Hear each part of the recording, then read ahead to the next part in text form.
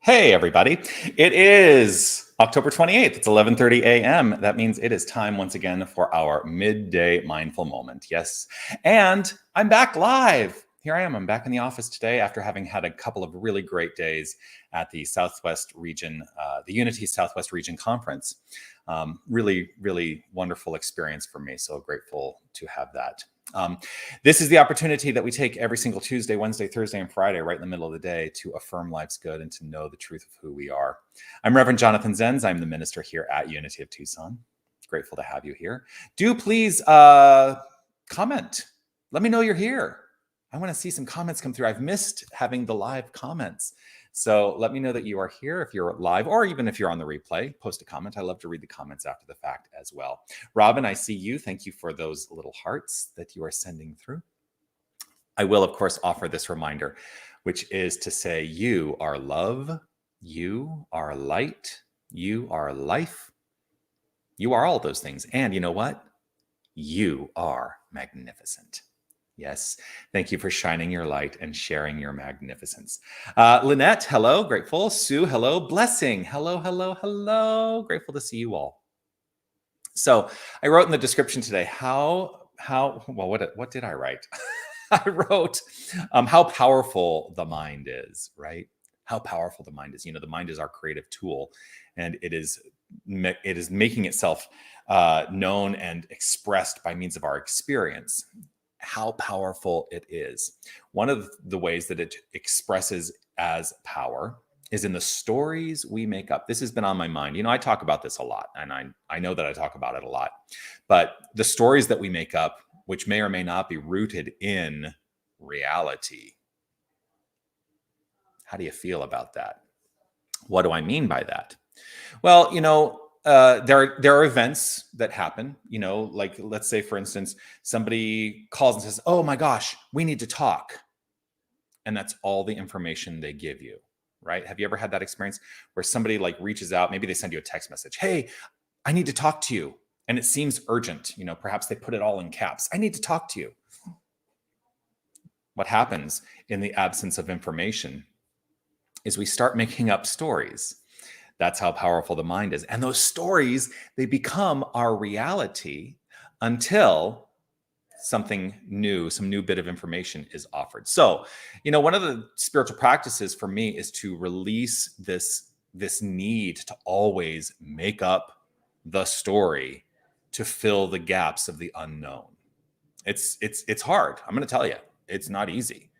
But sometimes I have to catch myself, step back and say, I'm really making up a story here, and I'm ready and willing to let that story go.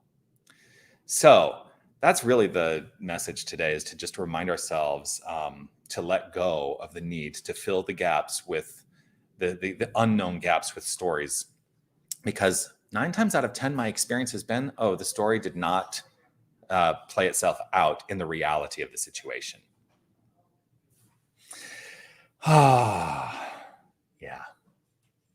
Anyway, that's the message today. It's a little, I don't know, I feel like there's something unsaid that's welling up through. I'm sure it'll express itself as we move our minds into affirmative prayer treatment. Before I do that, I do want to say hello to Jason and Annie and Darwin and Jerry, Beth. Oh yeah, Lynette, it's what causes, you're right. It's what causes depression and fear. Absence of information is a perfect menu for creating depression and fear in the buffet of your life. We don't need it. So today's active work is to let go of our need to live within made up stories. If it's safe and comfortable for you to close your eyes, I'm going to invite you to do so, or let them fall to a soft gaze, or keep them open. Doesn't matter. Just allowing ourselves to turn that focused attention to the inner life. The inner life of beliefs, thoughts, feelings, and knowing that right at the core of each and every one of us is this one infinite power and presence, for this is the only thing that exists, God, and nothing else. God, this greatness on demand, this infinite principle of creation, this magnificence is unfolding itself, showing up as all that is, all creation. There is nothing separate from this power, this energy, this light, this love. There is nothing separate from it. And so this is the truth of our being. We are this very power. This is our core identity. Right where we are, God is. Right where God is, we are. For we are more than just the physical, limited idea of self. We are the infinite self showing up as us. And in knowing this, I know that our minds create our experiences, always, without fail. Our use of this infinite mind is creating our expression and experience. And so I root myself in this knowing, I root myself in this knowledge, and I root myself in the magnificent flow of light and life. And I choose in this moment and in every moment to let go of the need to fill any open space with anything other than the good. If I am in a place of unknowing, I seek that which is meant for me to know. I don't allow any longer the empty spaces to be filled with false ideas, with false narratives.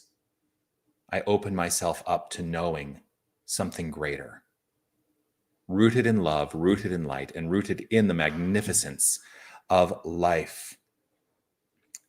I do this with an open and grateful heart, and I simply relax in gratitude and let it be. As I release this word, I know it is so. I let it go, and I welcome the good that flows forth from it. Knowing this as such, I affirm it by saying, and so it is. Amen.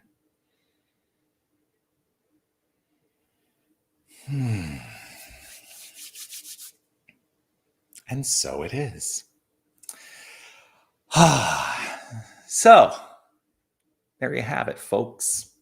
Grateful that you have decided to spend a few minutes with me here today, and look forward to seeing you again tomorrow, right here on Facebook and YouTube live at 11:30 a.m. Join me. Also, hey, I apologize last night for the midweek practice. I was not able to upload or stream sufficiently from my location where I was at the conference.